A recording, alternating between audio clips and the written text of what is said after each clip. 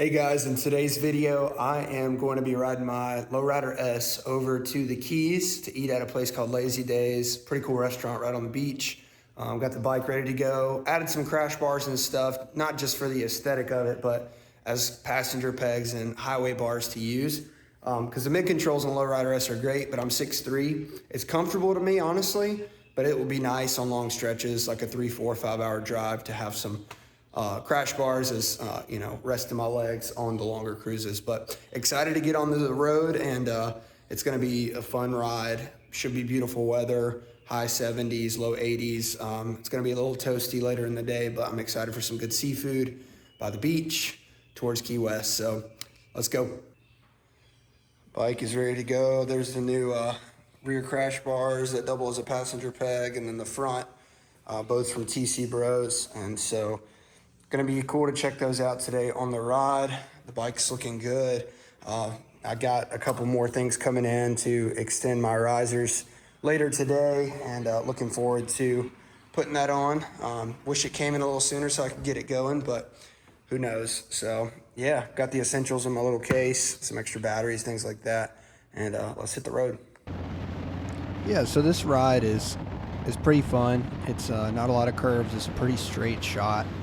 I live in Naples, Florida, so where I'm driving today is approximately 3.5 hours away, and so I'm not going to the tip of Key West. I've done that before. Matter of fact, when I first moved here about 3 years ago, 3.5 years ago now, I drove, as soon as I got in, got everything settled, I took the bike from my house to the tip of Key West and back with a 2-day span. I camped there at night and then came back around, and it was fun.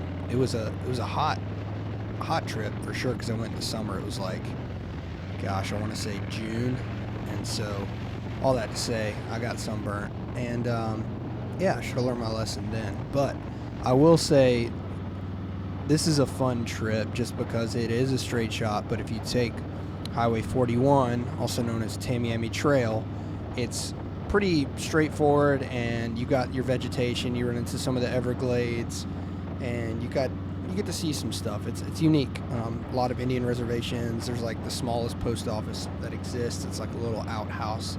It's pretty funny. You come across some interesting things. But all that to say, outside of stopping for gas, it's pretty much all I did. I just cruised, checked out the views, wanted to put some miles on this new bike.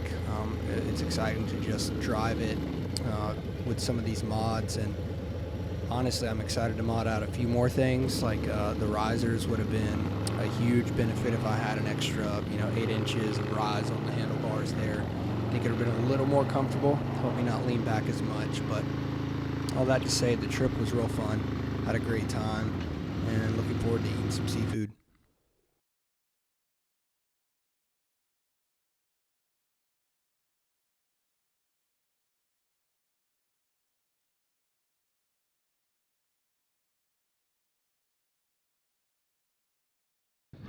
Made it to Isla Mirada. Decided to take a detour and not go to Lazy Days. I'm actually going to another place called Whale Harbor, I believe.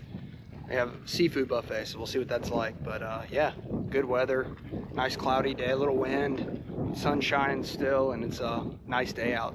Can't beat this weather and this view. Whale Harbor did not disappoint. Seafood buffet was sick. It was so good. Good seafood, good views, and now honestly turning back around to go home. So one of the fun things about living near the ocean is trying some different seafood and stuff. And so I'd planned on going to one of my favorite spots that I went the first time, called Lazy Days. Pretty unique little setup there, but ended up not going there for a couple of reasons. There's a lot of construction around it, plus it was pretty busy, so I was like, hey, I passed this other restaurant, let me try it out. But all that to say, wanted to grab a good bite to eat, check out some good views, and then head back, because I had another 3.5, almost 4 hours back with the traffic, and just with nighttime coming quicker than I wanted it to. I wanted to get back home. Ironically, the night before, so last night, got into a really serious accident where I was going about 75 miles per hour on the interstate I-75 heading north, and a drunk driver, while she was holding her bottle of wine, smashed into the back of my truck going over 100 miles per hour. I was able to gain control, but her truck flipped 10 times. She almost died. Crazy situation. So my wife and myself, honestly, was a little apprehensive of taking this trip, but I needed just a stress relief and a breather. So heading back home so I can get back before the sun goes down. All right, so I just pulled it back at the house. Spent the entire day riding out to the beginning part of the Keys. I only made it to Isla Mirada. I wanted to get back before it was dark so I could work on a few things and get ready for tomorrow. But all that to say, the ride was great. The weather was awesome. On the way there, honestly, it was pretty cloudy and cool along the way. On the way back, it was a little hot, as you can see per my nose. I'm a little tan, and then also, I don't know if you can tell from the video, my arm is super red and tan on one side and whiter on the other, but that's a part of riding. I don't always ride with my helmet in Florida. I do if I get on interstates or just go on a trip like this, for example, to mount the GoPro on or do different things like that. But it was a great ride. The bike did great, looks great. I love the sound of it. It's just really a great bike, and I'm looking forward to continue to riding and building on this bike. Just got home and just so happened to have the new TC Bro risers ready to install. So I'm gonna probably do that tonight or tomorrow, most likely tomorrow. I'm pretty tired from the ride today. And then get that going just to give me an additional 10-inch rise, which would be great. I noticed today my arm was getting a little fatigued on the right-hand side, but I will say this is my first bike ever to have cruise control on, and game changer, absolute game changer. When my arm was tired, throw cruise control on, and I got to rest. And then also the crash bars, here, let me show you. These crash bars came in clutch, like being able to extend my leg out to it and just kind of push up on it. And then I also, like when my butt started to hurt, these seats are nice, but I haven't found a motorcycle except like a crazy big bagger with the dual comfort gel cushion seats that most seats you get tired of after a while, and I don't have a large rear end, so I get tired after like 2 hours of riding. But I managed to make it all the way there and back without stopping, except for filling up with gas. And what I ended up doing was pushing up on the pegs there and putting my butt up here just for some extra back support, and it did the trick really well, which is cool. So love having this seat. And then of course I'm going to try to talk my wife into riding with me some more.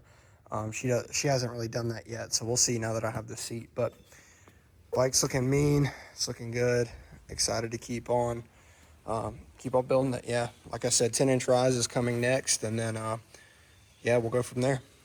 Appreciate you guys checking out this content and keeping a follow on what I'm doing. Feel free to like the video, subscribe to this stuff if you want to see some more. I've got some cool future plans in the works, and so we'll see. But man, the Lowrider S has been a game changer for me, and if you ride one, let me know down in the comments below what some of your favorite mods are. I'd love to check them out and just pique my interest. It's got that bite, you think about it and then you end up buying it and using it. That's what happened with my buddy let me ride his Lowrider S, and so here I am today. But no, I appreciate you guys, and we'll see you in the next one.